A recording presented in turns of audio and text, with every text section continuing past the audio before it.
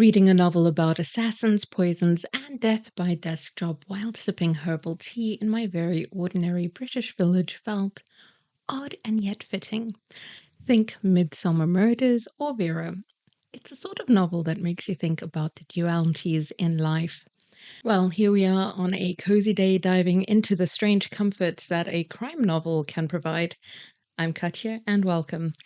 Today we're talking about Three Assassins by Kotaro Isaka, translated from the Japanese by Sam Melissa, and first published in English in 2022.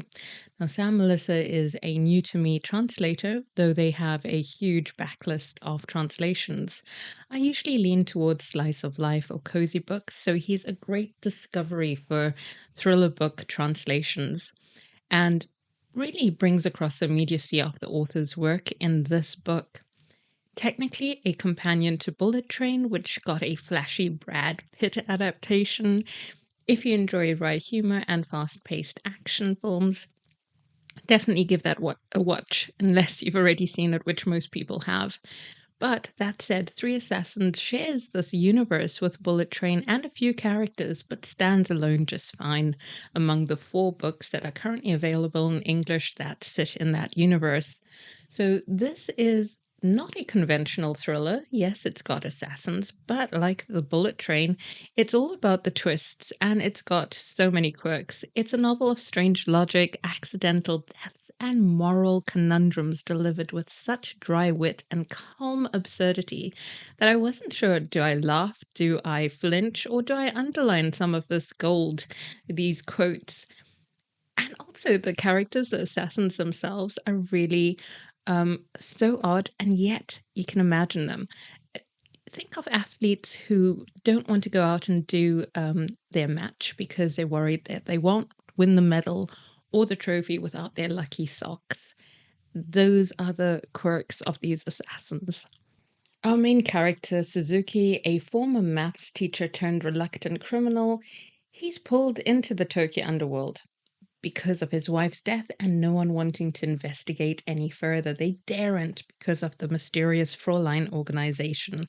So he goes undercover and finds something strange, cold-hearted killers and shady warehouses, yes, but also a collection of truly odd individuals with metaphorical code names like the whale, the cicada, and the pusher. If you're someone who needs clear resolutions and total realism, you might struggle with this, since one of our assassins can see the unseen, which gives his perspective a slightly fantastical quality. But the others are grounded in a more tactile, material world, really tangible, but it sort of leans into magical realism with a guy who can see ghosts. But if you're into purposeful, off-kilter pacing, skipping between characters, and slowly realizing why the whale is called a whale and it's not just about his size, then you'll enjoy this. I'm not usually a fan of present tense narration, and this has that. To give you a sense of the style without spoiling things by giving you a quote from the book, I'll just create this snippet. Anna sees the explosion before she hears it. In the distance, the boat splinters into thousands of pieces. So that is a close third. Cinematic minimalism. That's the tone of the book, something like that. And it works. The prose, even in translation, is sparse but sly. It's a kind of writing where a short sentence can suddenly drop a weighty existential thought on you. And although it slows down in sections for Suzuki to process stuff, because it's written in these alternating chapters between the characters and the chapters are quite short, it does keep the pace going. Goodreads only gives it 3.68. I think that's low. It's not a traditional page turner. Like I say, it deliberately slows down to allow Suzuki to process things, and I think it needs that slowness in between the really fast pacing. It's a novel that has these ideas dressed up in thriller tropes, a mismatch that sometimes clashes, but this clash is kind of the point. We live our normal lives, but what is normal? And criminal worlds run parallel to ours with rules so bizarre they feel surreal and yet relatable. So I'm landing somewhere between 4 and 4.5 stars for this book. And now I'm going to go into the spoilers and tell you why. So if this is where you leave us, thanks so much for joining, and off we go looking at the 3 actual assassins. The brilliance of Three Assassins is in how it deconstructs the very idea of violence and the many forms in which it exists. The whale convinces people to kill themselves. At first, we think his name comes from his bulk. He's the big guy in the underworld. But it's more about the whale's song. He operates on a different frequency entirely, which is probably why he starts to see and hear ghosts. Being the whale is all about his method. He doesn't pull the trigger, he talks his targets into it calmly, convincingly, disturbingly.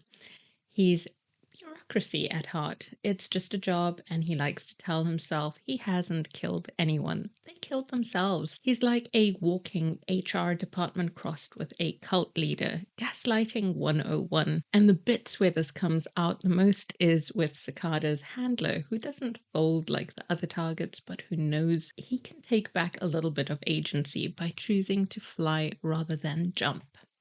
Now, Cicada is all about action, no reflection, the opposite of the whale. He doesn't convince anyone of anything, not even himself. He kills because he likes it. It's the one thing he feels good at, and he feels like he's not good at much. He's got a massive chip on his shoulder and convinced that, loads of people look down on him. He is the id of the assassin world, impulsive, erratic, unbothered by consequences.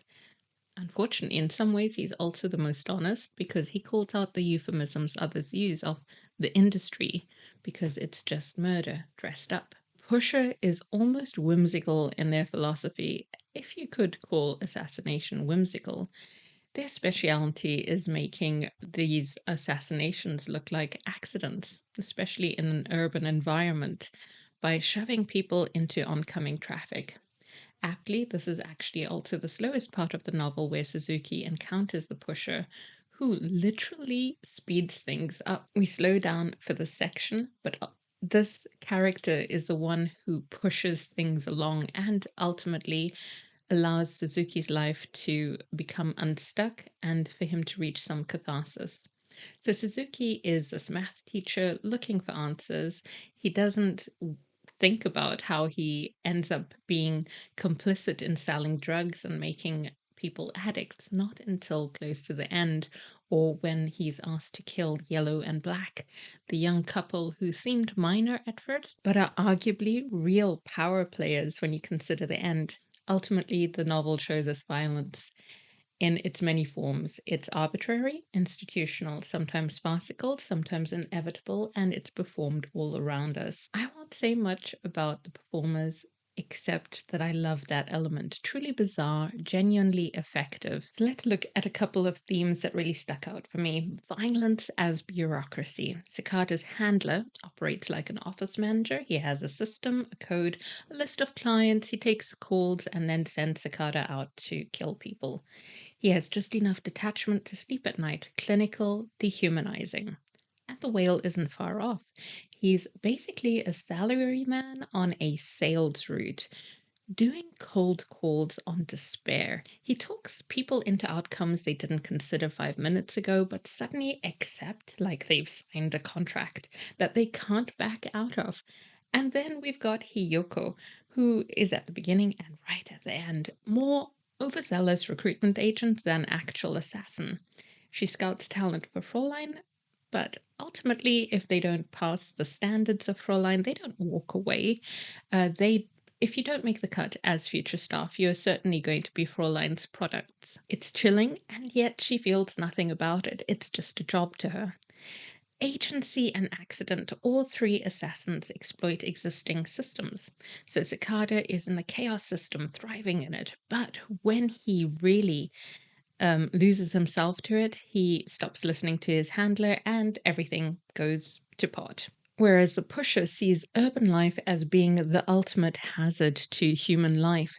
And he argues that in terms of, take for example, logistics or transportation and our favorite mode of driving up and down roads, it's extremely dangerous when he talks about statistics. And he says, but ultimately, what we've decided system wise in our world is that we're okay with that. We're okay to place human life second for convenience, and that we don't do it just with roads and transportation, but with loads of different systems. So, therefore, he asks the question: urban life is inherently hazardous, so why should he be judged for nudging things along? They're all really quirky. Or unhinged. The whale manipulates psychology. Ironically, his own mind begins to unravel at the end. So, talking about Suzuki, his identity really solidifies towards the end. He starts so unsure: teacher, widower, criminal.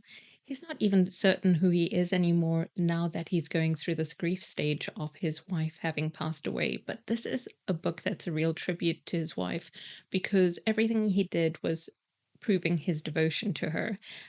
Because there was that question while they were alive together, living, she seemed to put the most effort into things, and he sort of squared things off. And a lot of her advice that lives on in him and saved his life a couple of times. So I liked that. The other thing I really enjoyed was coincidence and fate. Like in Bullet Train, fate is a silent character. People die by accident or live by fluke. And I wouldn't say there's a strange comfort in that randomness, but there is something to be valued in a book that doesn't shy away from doing that. Very often, as authors, they try to make things sort of like square off properly for the subplots and everything. And this really leans into the randomness that we sometimes see in real life. And anyway, much of the novel grapples with control, because we see Sakata fears being a puppet even as he brags about freedom, and the Fräulein organization, for example, controlled by fear, but falls in a matter of days. Who's really in control? Maybe no one, and maybe that's the point. Is Three Assassins a thriller? Technically, yes. Also, a slow burn character study, a satire of workplace culture, the industry, and a philosophical musing on death. I wouldn't recommend it to everyone. I think as you're listening, you probably know whether or not this fits for you. And if you're in the spoiler section, chances are that you've already read it. I think some people find it too stylized, but people who like the oddball tone of Bullet Train will certainly lean into this, especially if they like that literary noir and the way it plays with structure and absurdity, like in Kill Bill or Kill Soon. So let me know what you thought in the comments, and if you're going to share spoilers, especially anything involving stumbles into traffic, wedding rings tumbling off corpses, or handlers who choose to fly rather than jump. Please mark your comment as such, and thanks so much for joining me, and take care.